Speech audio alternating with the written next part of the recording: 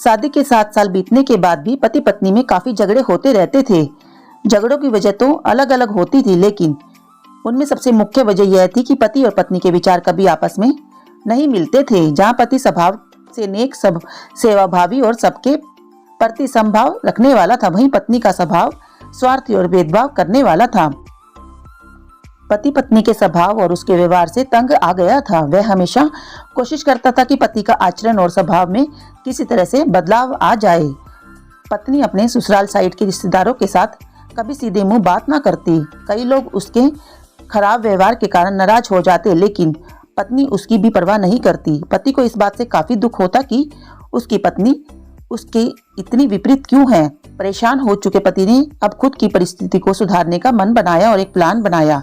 अगले दिन पति ने पत्नी से कहा, सुनो कम्मो, मैं सोच रहा हूँ कि मम्मी पापा, बहन भाई और उनके बच्चों को घर पर इनवाइट कर लेता हूँ। काफी समय हो गया है उनसे मिले, इसी बहाने उनसे मिल भी लेंगे, उनके साथ थोड़ा समय बिताने के लिए भी मिल जाएगा। तुम क्या कहती हो? पत्नी के चेहरे से साफ दिख रहा था कि इसे ये आइडिया पसंद नहीं आया, लेकिन उसने पति का मन रखने के लिए बेमन से हाँ कह दिया। पति खुश हो गया। पत्नी को अगले दिन अच्छा खाना बनाने के लिए बोलकर सभी को फोन करके बड़े प्यार से अपने घर आने के लिए न्योता देने लगा। जब पति फोन पर बिजी था तो पत्नी सोच रही थी, ये आदमी भी न अपने फालतू के कामों से बाज नहीं आएगा। क्या जरूरत है सबको घर पर बुलाने की? सब मेरे घर आएंगे और राजाओं की तरह ऑर्डर करेंगे।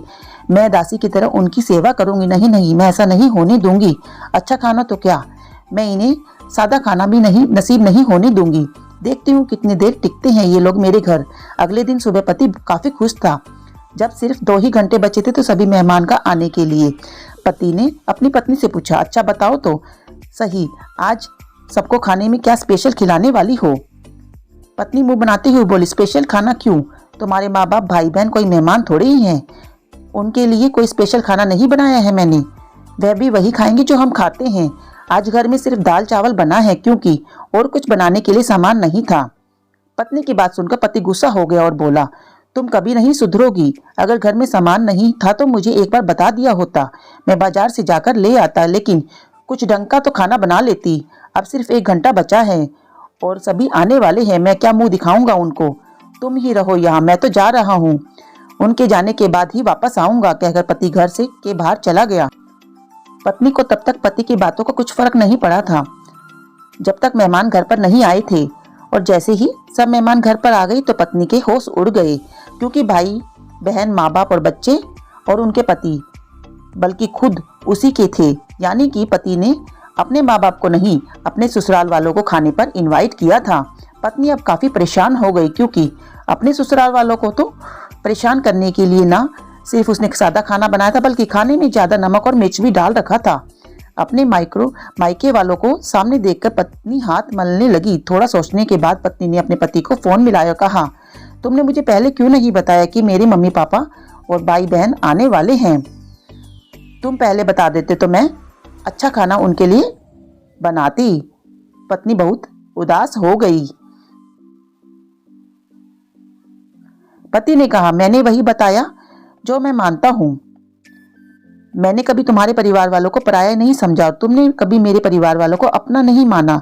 और मैं जानता हूँ तुमने यह सोच कर कि मेरी मम्मी पापा और भाई बहन आने वाले हैं जानबूझकर घटिया खाना बनाया। अब तुमने जो किया है उसे तुम खुद ही भुगतो। मुझे पता है तुमने मुझे इसलिए फोन किया होगा ताकि बाहर से खाना मंगवा सको, लेकिन मैं ऐसा नहीं करूंगा ताकि तुम्हें तुम्हारे किए की सजा मिल सके। इतना कहकर पति ने फोन काट दिया। ना चाहते हुए भी पत्नी को अपने मायके वालों को वही खाना खिलाना पड़ा। उसके रिश्तेदार ज्यादा मिर्च और नमक वाला खाना भी ऐसा सोचकर खा गई कि बेटी से गलती हो गई होगी, लेकिन बाद में जब दामाद ने सारी बात उन्हें बताई तब उन्हें बहुत शर्मिंदगी हुई और अभी उसके बुरा बर्ताव के लिए उसे डांटकर उससे नाराज होकर चले गए।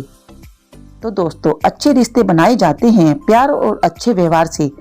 सिर्फ खून के रिश्ते अच्छे नहीं होते, हर रिश्ते को हमें अच्छी तरह से निभाना चाहिए। तो दोस्तों, वीडियो आपको कैसी लगी हमें कमेंट बॉक्स में लिखकर जरूर बताइएगा। कहानी को ज्यादा से ज्यादा लाइक करें, शेयर करें। चैनल पर नए हैं तो चैनल को सब्सक्राइब करना बिल्कुल भी ना भूलें। साथ में बेल आइकन को भी जरूर प्रेस कर लें ताकि जब भी मैं कोई नई वीडियो डालूं उसका नोटिफिकेशन आपके पास सबसे पहले पहुंचे। तो मिलते हैं आपसे इसी तरह की एक और नई कहानी के साथ। कहानी देखने के लिए आपका दिल से धन्यवाद। आपका दिन शुभ हो। अपना और अपनी फैमिली का ध्यान रखिएगा। स्वस्थ रहिए, खुश रहिए। Thanks for watching.